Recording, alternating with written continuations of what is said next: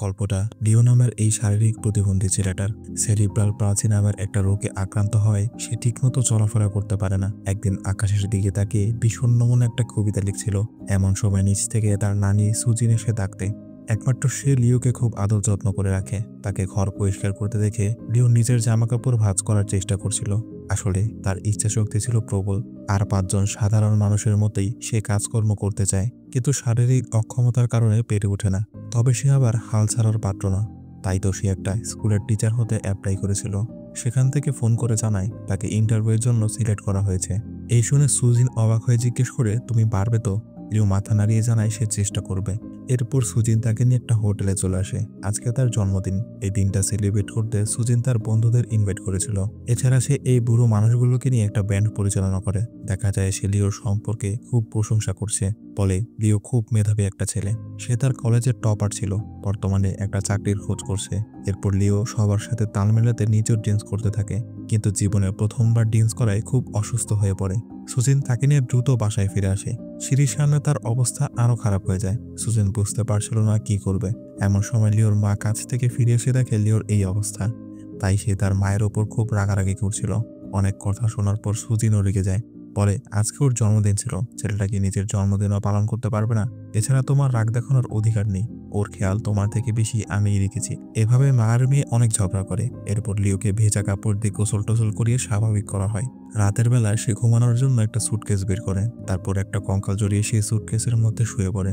এমন বিশেষভাবে সে কেন ঘুমায় তা আমাদের পরে জানানো হয়। সুজিন এসে দেখে সে এমন অদ্ভুতভাবে শুয়ে আছে। প্রথমে সে একটু বকাঝকা করে, তারপর একটা চাদর দিয়ে তাকে ঢেকে দেয়। বুঝতেই পারছেন সুজিন তাকে কতটা খেয়াল রাখে।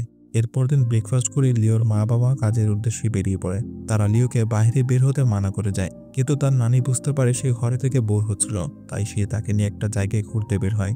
এরপর দেখানো হয় লিও একটা প্রাথমিক স্কুলের ডেমো ক্লাস নিচ্ছে, যা ভালো মতো করাতে পারলে তাকে চাকরি দেওয়া হবে। তবে যেহেতু সে কথাবার্তা ঠিকমতো বলতে পারতো না, তাই স্টুডেন্টরা হাসতে শুরু করে। কিন্তু এতে সে বিন্দুমাত্র গুরুত্ব না দিয়ে একটা সুন্দর কবিতা পাঠ করে শোনায়, আর সেই কবিতার অর্থটাও খুব সুন্দরভাবে বুঝিয়ে দেয়। পানির মতো এত সহজভাবে আর কেউ বোঝাতে পারবে না। ফলে সবাই একদম মুগ্ধ হয়ে যায়। ডেমো ক্লাস শেষ হলে সে তাকে অনেক বাহবা দেয়। কিছুক্ষণ পর একজন এসে জানায় লিওকে তারা চাকরিটা দিতে পারবে না, কারণ সে খুব ধীরে ধীরে কথা বলে। এই শুনে সুজিন রেগে তার সাথে তর্ক শুরু করে। এদিকে লিও জানালা দিয়ে বাইরে তাকিয়েছিল। সে আগে থেকেই জানতো এরকমটাই হবে। এর আগেও তথাকথিত ভদ্র সমাজে বহুবার সে এরকম পরিস্থিতির শিকার হয়েছে। এরপর সুজিন তাকে নিয়ে একটা হোটেলে চলে আসে। দুজনকে খুব মজা করে নুডলস খেতে দেখা যায়। সুজিন তাকে বলে, বর্তমানে সব চাকরি ফাকরিতে কোনো ভবিষ্যৎ নেই। তুমি স্কুলের চাকরিটা পেয়ে গেলেও আমি করতে দিতাম না। লিও বুঝতে পারে তার নানি তাকে সান্ত্বনা দেওয়ার চেষ্টা করছে, তাই তার নানুকে বলে আমাকে নিয়ে এত চিন্তা করতে হবে না। এরপর বিকেলে তারা একটা পার্কে চলে আসে। সুজিন সবাইকে জানায় তারা একটা বড় শো করার অফার পেয়েছে, তাই এখন থেকে রিহার্সাল করতে হবে। তাদের ড্রামার ট্যাং নাকি আসবে না। তার ছেলে একটা নতুন দোকান খুলেছে, সেখানে তাদের কেনাকাটা করার কথা ছিল, কিন্তু তারা সেখানে যায়নি। তো ড্রামার ছাড়া কিভাবে কি করবে বুঝতে পারছিল না। এদিকে লিও একটা ইউনিভার্সিটিতে ভর্তির জন্য অ্যাপ্লাই করছিল। সুজিন তাকে দেখে বলে ওঠে, একজন আছে আমার নজরে। এই শুনে সবাই লিওর দিকে তাকায়। এরপর দেখা যায় তারা বাসার দিকে রওনা হয়েছে। লিও বলে, আমি কিভাবে ড্রামার হব? আমি তো বাজাতেই পারবো না। কিন্তু সুজিন বলে, তুমি ছোটবেলায় থালা বাসনে বাদ্যযন্ত্র বাজাতে, আমার বিশ্বাস তুমি পারবে। তখন এক মহিলা বাচ্চা নিয়ে বাসে ওঠে, তাই লিও তার সিটে সেই মহিলাকে বসতে দেয় আর নিজেই দাঁড়িয়ে থাকে। কিছুক্ষণ পর বাসটা খুব জোরে ব্রেক করলে সে ছিটকে নিচে পড়ে যায়। এতে সুজিন খুব রাগান্বিত হয়ে ড্রাইভারের সাথে ঝগড়া শুরু করে। ড্রাইভার উল্টো তাকেই কথা শোনায়, বলে এমন অক্ষম ছেলেকে নিয়ে বাস উঠেন কেন? এই শুনে তো সুজিনের মাথায় রক্ত উঠে যায়। বলে, সমাজে কি শারীরিক প্রতিবন্ধী মানুষদের বাঁচার অধিকার নেই? এই বলে সে খুব অ্যাগ্রেসিভ হয়ে যাচ্ছিল। তখন লিও তাকে শান্ত করে। রাতের বেলা লিওর মা বলে, তোমাকে স্পেশাল ইউনিভার্সিটিতে ভর্তি করিয়ে দিব, সেখানে তোমার মতোই ছেলেমেয়েরা পড়াশোনা করে। এই শুনে লিও মন খারাপ করে ডিনার না খেয়ে উঠে পড়ে। আসলে সে অন্যদের মতো নর্মাল ইউনিভার্সিটিতে পড়তে চায়। এদিকে আমরা জানতে পারি লিওর মা প্রেগনেন্ট, কিন্তু তার ছেলেকে এই বিষয়ে এখনো কিছু জানেনি। ওদিকে লিও সেই বাস ড্রাইভারের নামে কমপ্লেন লেটার লিখছিল, কিন্তু সেটা মেল করবে কিনা বুঝতে পারছে না, তাই নানিকে জিজ্ঞেস করে। সুজিন বলে, বেশি ভাবনা চিন্তা করার দরকার নেই, জাস্ট মেল করে দাও। এরপর সে লিওকে ড্রামার হওয়ার জন্য আবারও রিকোয়েস্ট করতে থাকে। লিও প্রথমে মানা করছিল। সুজিন বলে, তোমার সাহায্য আমার খুব প্রয়োজন, মানা করো না প্লিজ। এ শুনে অবশেষে লিও রাজি হয়। এরপর দিন নতুন ড্রাম নিয়ে তারা পার্কে চলে আসে। লিও খুব ধীরে ধীরে সেই ড্রাম বাজাচ্ছিল। এই দেখে এক মহিলা বলে ওঠে, ওর এভাবে শিখতে সারা জনম লাগবে। এই শুনে সুজিন রেগে তার সাথে ঝগড়া শুরু করে। এদিকে লিও নিজের মতো করে প্র্যাকটিস করছিল। তখন একটা ফ্রিসবি তার সামনে এসে পড়ে। দেখতে পায় একটা মেয়ে তাকে সেই ফ্রিসবিটা দিতে বলছে। সে অনেকবার চেষ্টা করে সেটা উঠানোর, কিন্তু সে পারছিল না। তখন মেয়েটা নিচে থেকে এসে ফ্রিসবিটা নিয়ে যায়। এদিকে লিও তাকে প্রথম দেখাতেই পছন্দ করে ফেলে, তার দিকে এক নজরে মুগ্ধ হয়ে তাকিয়ে থাকে। আসলে সে তো শারীরিকভাবে প্রতিবন্ধী, মানসিকভাবে একদম সুস্থ, তারও অন্যদের মতো চাহিদা আছে। যাই হোক, দেখা যায় সুজিন তাকে নিয়ে বাসায় ফিরে যাচ্ছে। তখনও লিও সে ড্রাম বাজানোর চেষ্টা করতে থাকে। এই দেখে তার নানু তাকে আরো উৎসাহ দেয়। বাসায় ফিরে এসে লিওর সেই মেয়েটার কথা মনে পড়ে যায়। এরপর তার মা এসে বলে তার বাবার সাথে একটা বিজনেস রিলেটেড ভেকেশনে যাবে, আসতে কিছুদিন দেরি হবে। লিও তাকে বলে, আমি কি নর্মাল ইউনিভার্সিটিতে ভর্তি হব? সে উত্তরে না বলে দেয়, যদি পড়তে চাও তাহলে নিজের টাকা দিয়ে পড়ো। এই শুনে লিওর খুব মন খারাপ হয়। তখন সুজিন জানায় সে কিছু টাকা একটা কোম্পানিতে ইনভেস্ট করেছিল, সেই টাকা দিয়ে লিওর পছন্দ মতো জায়গায় পড়তে পারবে। এরপর দিন তারা পার্কে চলে আসে প্র্যাকটিস করতে। আজকেও সেই মেয়েটা এসেছিল। দেখা যায় সে লিওর পাশে গিয়ে বসে স্টিকটা হাতে নিয়েছে আর লিওর মতোই ড্রাম বাজানোর চেষ্টা করে। এমন সময় ট্যাঙ্ক সেখানে চলে আসে। লিওকে দেখে বলে, এই পিচ্ছি ছেলেকে দিয়ে ড্রাম বাজাবে তোমরা? ড্রাম বাজাতে হয় প্রফেশনাল ভাবে। এই বলে সে ড্রাম বাজাতে শুরু করে। তখন সেই মেয়েটা লিওর হাতে স্টিক দিয়ে বলে, তুমিও দেখিয়ে দাও। লিও তার মতো করেই হুবহু ড্রাম বাজায়। এভাবে দুজন ড্রাম বাজানোর একটা ছোটখাটো কম্পিটিশন করে ফেলে। লিওকে সেই মেয়েটা মনোবল দিচ্ছিল, তাই সে খুব কষ্ট করে হলেও ড্রাম বাজাচ্ছিল। তার এই প্রতিভা দেখে সবাই খুব প্রশংসা করে। তখন সেই মেয়েটা বলে, একটা আসল প্রতিযোগিতা করা হোক, যে সব থেকে ভালো ড্রাম বাজাতে পারবে তাকেই গ্রুপে রাখা হবে। এতে সবাই রাজি হয়। এর কিছুক্ষণ পর লিও ওয়াশরুমে যায়। সেই মেয়েটাও সেখানে ছিল। এখানে তারা ভালোভাবে পরিচিত হয়। মেয়েটার নাম হচ্ছে ইয়েন। সে লিওর সমবয়সী, মানে ইউনিভার্সিটিতে ভর্তি হবে আর কি। মেসেজিং এ কথা বলার জন্য লিওর কাছে ইয়েন মোবাইল নাম্বার চায়, কিন্তু লিও জানায় তার বাবা মা তাকে মোবাইল ফোন কিনে দেয়নি। এই শুনে ইয়েন হাসতে হাসতে চলে যায়। তখনই আবার সুজিন টয়লেট থেকে বের হয়। সে তাদের সব কথাবার্তাই শুনছিল। রাতের বেলা ঘুমানোর সময় লিও স্বপ্ন দেখে সে পুরোপুরি সুস্থ, ইয়েনের সাথে একটা মাঠে দৌড়াচ্ছে আর খুব আনন্দ করছে। এরপর সে ঘুম থেকে উঠে পড়ে আর বুঝতে পারে এটাই হচ্ছে তার বাস্তবতা।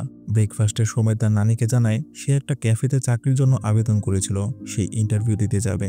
সুজিন বলে, তুমি কি ইয়েনের সাথে ডেট করার জন্য টাকা জমাবে নাকি? লিও বলে সে নিজের ইউনিভার্সিটির খরচ নিজেই চালাতে যায়, সেজন্য চাকরি করবে। এরপর সুজিন তাকে একটা সেকেন্ড হ্যান্ড মোবাইল দেয়, বলে এটা আপাতত ব্যবহার করো। এরপর সে তার সাথে যেতে চাইলে লিও মানা করে দেয় আর একাই চলে আসে ক্যাফেতে। ম্যানেজার তাকে দেখে অবাক হয়ে যায়, কারণ তারা জানতো না সে একজন শারীরিক প্রতিবন্ধী, যে কারণে তাকে চাকরিতে রাখা যাবে না। এই শুনে লিও নিজে থেকেই ডেমো দেওয়া শুরু করে। সে ক্যাফেতে ঘুরে ঘুরে মেনুর আইটেমগুলো বলতে থাকে। তার খুব কষ্ট হচ্ছিল, তবুও থামে না। এক নিঃশ্বাসে ছন্দ আকারে আইটেমগুলোর নাম বলছিল, যা শুনে কাস্টমারও অবাক দৃষ্টিতে তাকিয়ে থাকে। দেখা যায় সুজিন সেখানে তার পিছু নিয়ে চলে এসেছে। নাতির এমন চেষ্টা দেখে সে খুব কষ্ট পায়। এরপর দেখানো হয় দুজন একটা হোটেলে বসে খাবার খাচ্ছে। লিও রাস্তা পার হওয়ার সময় বুঝে গিয়েছিল সুজিন তাকে ফলো করছে। সে আবারও তাকে সান্ত্বনা দেওয়ার জন্য বলে, ক্যাফেগুলো বন্ধ হয়ে যাবে, মানুষ এখন চা খেতে বেশি পছন্দ করে, তোমার চাকরি না হয়ে ভালোই হয়েছে। লিও তাকে বলে, আমাকে একটা ব্যাংক অ্যাকাউন্ট খুলে দিতে পারবে? আমার বেতন নিতে হবে। এর মানে হচ্ছে তার চাকরিটা হয়ে গিয়েছে। এই শুনে তো সুজিন আনন্দে আত্মহারা হয়ে যায়। বলতে থাকে, তুমি তো এখন বড়লোক হয়ে যাবে, নিজের ইচ্ছে মতো কেনাকাটা করতে পারবে। লিও বলে, আমি এই চাকরিটা টাকার জন্য করব না, বরং আমার আত্মসম্মান আর আত্মবিশ্বাসের জন্য করব। এই শুনে সুজিন তাকে জড়িয়ে ধরে কান্না করে। সবার জীবনে সুজিনের মতো একজন মানুষ প্রয়োজন, যে কিনা মনোবল ধরে রাখতে সাহায্য করবে। যাই হোক, এরপর শুরু হয় লিওর জীবনের নতুন এক অধ্যায়। হাঁটা চলে কষ্ট যাতে কম হয়, তাই প্রতিদিন সে ব্যায়াম করত। তার নানু তাকে ছোট বাচ্চার মতো আগলে রাখছিল। এছাড়া ইয়েনের সাথে মেলামেশা করেও সে আরো বেশি মোটিভেট হতো। এভাবে সে প্রতিদিন একটু একটু করে বদলে যাচ্ছিল।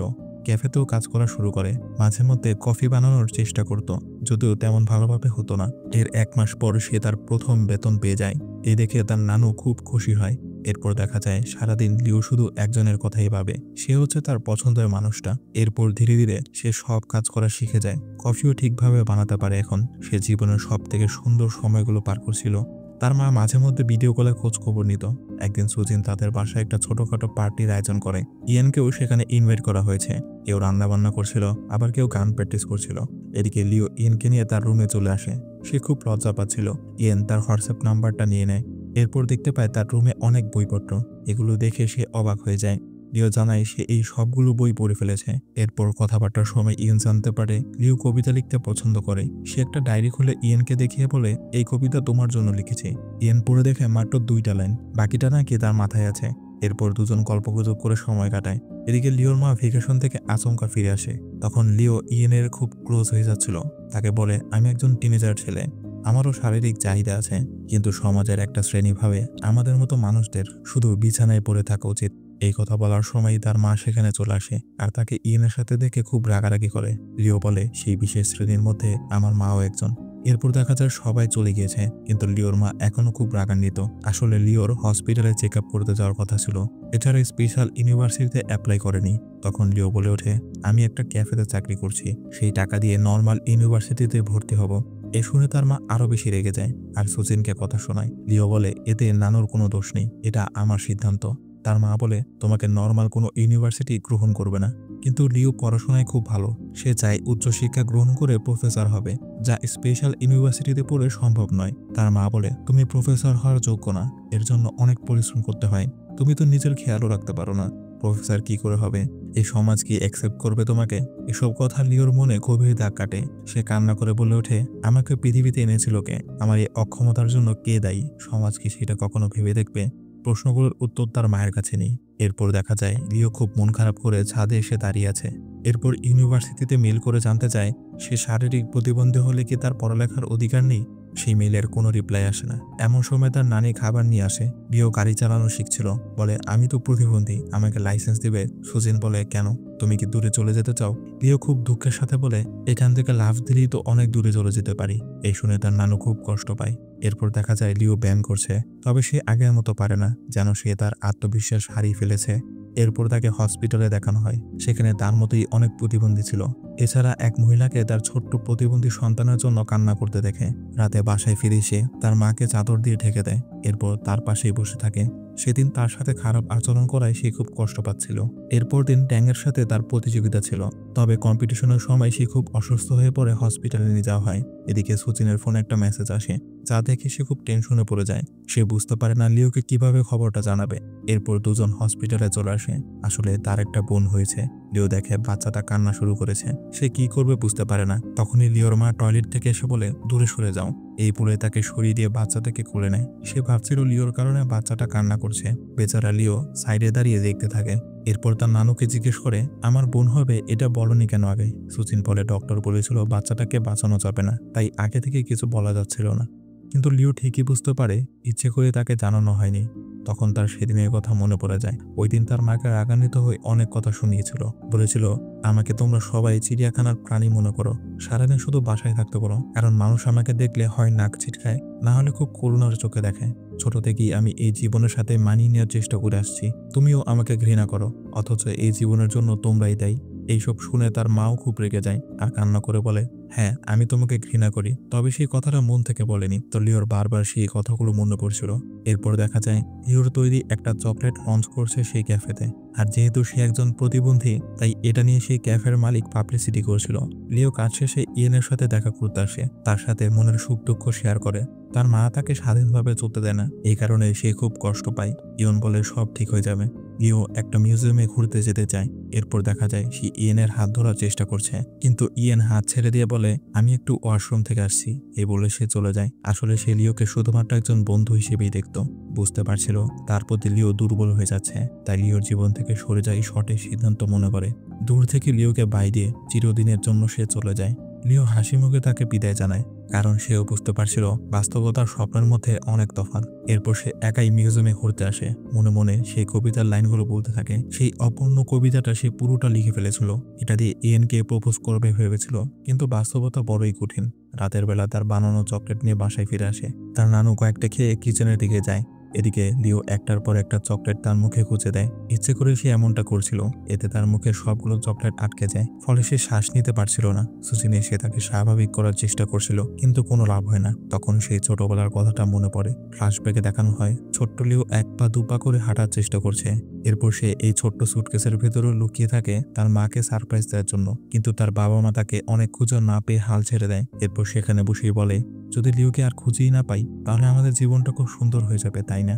লিওর মা বলে, হয়তোবা। এই কথাটা সেদিন লিও শুনেছিল। তার বুকে এতটাই দাগ কেটেছিল এই কথার কারণে, যখনই সে একটু ডিপ্রেসড ফিল করত, তখনই সে সুটকেসে গিয়ে শুয়ে থাকতো। তো লিওর জ্ঞান ফিরে আসলে দেখতে পায় তাকে হসপিটালে ভর্তি করা হয়েছে। তার মা তার সামনেই বসেছিল। সে লিওকে বলতে থাকে, তোমার জন্মের সময় আমি ঠিকভাবে পুশ করতে পারছিলাম না, তাই ডক্টররা আমাকে দোষারোপ করছিল। আজও সেই কথাগুলো আমার কানে বাজে। সেই অপরাধবোধ আমাকে এখনো কুরে কুরে খায়। তোমার ছোট বোনের জন্মের সময় সেই কথাগুলো মনে পড়ছিল।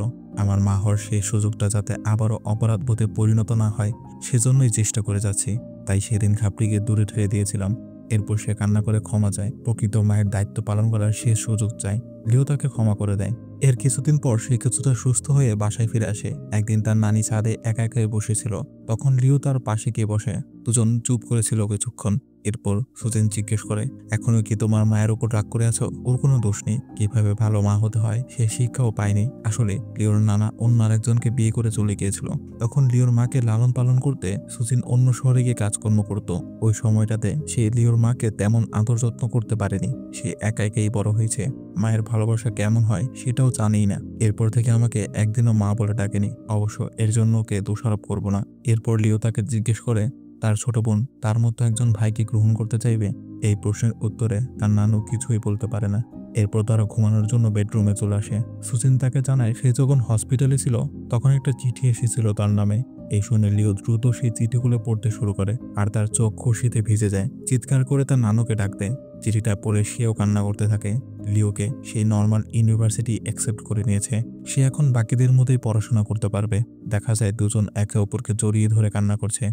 এরপর থেকে লিও যেন নতুন করে মনোবল ফিরে পায়। সে এখন আগের থেকেও বেশি আত্মবিশ্বাসী। আর তার এই সাফল্যে সব থেকে বেশি খুশি হয় তার নানু। এরপর তাদের সবাইকে রেলওয়ে স্টেশনে দেখানো হয়। আজকে তাদের শো করার কথা। লিও তাদের সঙ্গে যাচ্ছে। সুজিন সেই খুশির খবরটা সবাইকে জানিয়ে মিষ্টি খাওয়াচ্ছিল। কিছুক্ষণ পর একজন ফোন করে জানায় তাদের আর শো করতে যেতে হবে না, কারণ শোটা ক্যান্সেল হয়ে গিয়েছে। এই শুনে সুজিন খুব দুঃখী হয়ে যায়। সবাইকে বলে, তোমরা ফিরে যাও, আমাদের যাওয়া হচ্ছে না। তারা ফিরে যাওয়ার সময় সুজিনকে সড়ক মন্ত্রণালয় থেকে ফোন করা হয়। এরপর দেখা যায় লিওকে সম্মাননা দেওয়ার জন্য একটা বিশাল আয়োজন করা হয়েছে। তার সেই কমপ্লেন্ট হাই অফিসারদের কাছে পৌঁছে গিয়েছিল। তারা লিওর সাহসিকতায় মুগ্ধ হয়েছে। সব নাগরিকদের তার মতো সাহসী হতে হবে এমনটাই বলছিল তারা। এরপর লিওকে চাল, ডাল ইত্যাদি জিনিসপত্র উপহার দেওয়া হয়। তাকে মঞ্চে উঠে কিছু বলার জন্য রিকোয়েস্ট করে। লিও তারপর বলতে শুরু করে। সে এখানে আসার আগে ভাবছিল তাকে সাক্ষী হিসেবে ডাকা হয়েছে, কিন্তু সে এসে দেখলো তাকে সম্মাননার সাথে উপহার দেওয়া হচ্ছে। এতে সে মোটেও খুশি না। সবাইকে জিজ্ঞেস করে, আজকে যদি আমার জায়গায় অন্য কেউ কমপ্লেন করতো তাহলে কি তাকেও এভাবে পুরস্কার দিতেন? উত্তর হচ্ছে না। আমাকে দেওয়া হচ্ছে কারণ আমি প্রতিবন্ধী। এই সমাজ সব সময় আমাদেরকে করুণার চোখে দেখে এসেছে, আবার আমাদের নিয়ে এক রকমের ভয়, ঘৃণাও দেখেছে কারো কারোর মধ্যে। আমি এমন বিশেষভাবে জন্ম নিলাম কেন?